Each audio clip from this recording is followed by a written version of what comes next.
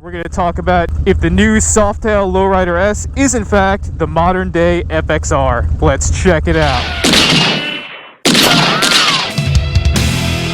What's going on, YouTube? FXTLS Brooklyn is back in the building. Don't know when I'm going to drop this one, but we are coming at you live from a cold morning out here in February, out here in Brooklyn, getting our winter miles in as we do on our icy blue FXR over here. And this has been something that I've heard a lot recently, you know, with the announcement of the 2022 Lowrider S as well as the Lowrider ST, which I've just heard a lot of people call it the modern day FXR. And I've actually had people write in to me to ask me my opinion on this as a FXR owner, somebody that does lay down the winter FXR miles, if the new 2022 Lowrider S is in fact what a modern day FXR would be. It's a really good question. It's a really good question. And I kind of have mixed feelings about that question. But as always, you know, I would like to preface this by putting it out there to you all. You know, let me know first and foremost in the comment section, what do you all think? Do you all think that the new 2022 Lowrider S is in fact a modern day FXR? You know, I'm especially looking for folks to weigh in who are either Softail Lowrider S owners or FXR owners. That I think would be a really good frame of reference here. But yeah, you know, as you see me ripping right now, you're coming at me live in my happy place. I love my FXR miles, especially here in Brooklyn, especially here in the winter. That's why I'll probably post this one when the weather's nicer to remind me of my good times in the winter of 2022. But look, I'll tell you the same thing that anyone else that owns an FXR is going to tell you. There is legitimately no other bike, at least that Harley Davidson makes, that feels anything close to an FXR. You know, and I've ridden modern Softails, Monoshock Milwaukee 8s. Obviously, I've ridden my late 06 and up Dynas. Obviously, I own a early 01 FXDX. I've done my Sportster miles. I've ridden the Pan America. I've even ridden the Livewire. I've ridden every bagger they offer.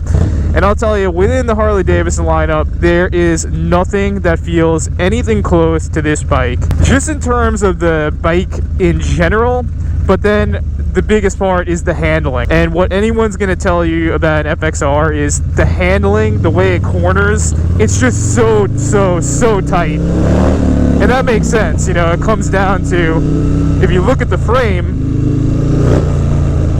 you know, we're talking one of the smallest frames Harley Davidson's ever offered, while still giving you a legitimate sized engine, right?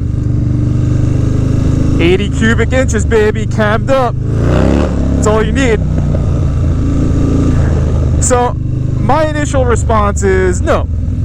Those new bikes are not a modern day FXR, because the only thing that could be a modern day FXR is if the factory makes a really smart decision, in my opinion, like they did with that Legacy Ultra Classic or whatever it was. You know, they brought back something from that people thought would be dead, brought back that Ultra Classic, you know, last year. If they did a legacy run where they took whatever resources they had, maybe there's a ghost factory out there that could still produce FXR frames. But what I'm thinking is if they took their resources to make an FXR frame again, and then either offer it, I think the one non-negotiable is they should 100% offer it with a Milwaukee 8 engine. So either the Milwaukee 8 or the RevMax engine. Put a modern engine in it, right? And then the decision that they would have to come up with is either convert it to a monoshock suspension, which I would be totally fine with. I'd be really happy with that. Or just run it with, you know, or just run it with your standard, you know, FXR suspension. Exposed, all that jazz, right? But for me to say anything is a modern day FXR, personally, it's going to come down to the frame. Because, again, there's just no frame out there that feels like this one. You know, and again, it sounds really, like, hipstery, you know, it sounds really pretentious. But honestly, it is the truth. Like, you really don't know unless you've ridden one of these. You really do not know. And I remember the first time I rode an FXR, it was like an epiphany. It was like, oh, this is what life could be like. And honestly, I don't know if I felt the same epiphany the first time or any time I've ever hopped on one of the modern Softails. Don't get me wrong. Anytime I have hopped on one of the modern day Softails, I've been 100% jazzed, 100% psyched, really, really excited just about the modern innovations, specifically the suspension. And also, I'm not a hater on the Milwaukee 8. I think it's a great engine. But to compare it to the king of Harley Davidsons, the Rocky of Harley Davidsons, the underdog, the FXR, honestly, man, I just don't think you could make that comparison.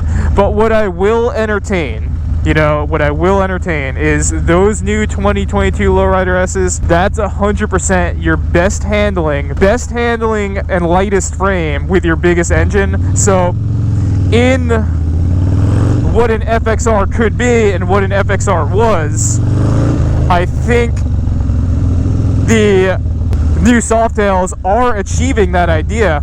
But to say that they are achieving it to truly replicate what an FXR is, honestly, I just don't think it's possible unless, like I said, the company gives the people what they want. Go ahead, remake that frame, throw in some modern technology, and Harley Davidson, you are going to have a revival like you wouldn't know was possible. Everyone is going to sell whatever they're riding to buy the 2023 Legacy FXR. Watch. I mean, honestly, I would sell any of my bikes if they did that. I would sell any of my bikes and put down a deposit to get a modern FXR, 100%. But, you know, I don't work for Harley Davidson. I don't know the cost differentials to do something like that, etc. So I think forever it's just going to be a wish list item where hopefully if I put enough PMA into the atmosphere and universe, I may end up in a room in the afterlife where someone is making modern FXRs that I could ride around in New York City. That'd be a nice afterlife. There'd be good coffee there too. But that's kind of how I feel on the subject. Again, for everyone that raised that point up, thank you. Hold on. Let's slow it down for the school. Slow it down for the kids. Yeah, we're going to drop it to first gear. This Mercedes in back of me could just deal with it because we don't go fast when the kids are going to school. But yeah, excellent topic. I'll tell you what, man, not a day goes by when I hop on my 88 FXR here where I'm not smiling ear to ear. You could probably hear it in my voice when I make these videos that I probably sound just a slightly bit more elated than when I'm sitting on any of my other bikes. There really is nothing like an FXR. And again, I'll say it again, I don't mean to be like pretentious, I don't mean to be hipstery, but you don't know until you've ridden one. But like I said in the comment section, you all let me know what you think about this interesting question. Has Harley Davidson achieved a modern day FXR? Or do you kind of have the same frame of mind that I have, that if they're going to claim something like that, we really have to start with remaking the frame and then going from there? Y'all let me know. Always love to hear y'all weigh in on this stuff. I'm going to continue my beautiful FXR miles out here in the winter of 2022. Get your winter miles. That's right. In God we trust. Jesus is the answer to all your problems. Cross out Jesus and replace it with an FXR. Obviously, I don't want to offend anyone based off of their beliefs on this channel. We do not. We do not disrespect anybody's beliefs, even though we are not the most spiritual. You know, if Jesus is what gets you through the day, by all means, I respect that. But as always, stay safe out there, stay low out there, outride your demons, chain and maintain, pay the iron price, get in your winter miles, stop spending all your energy complaining about it being cold, and use that energy to get after it.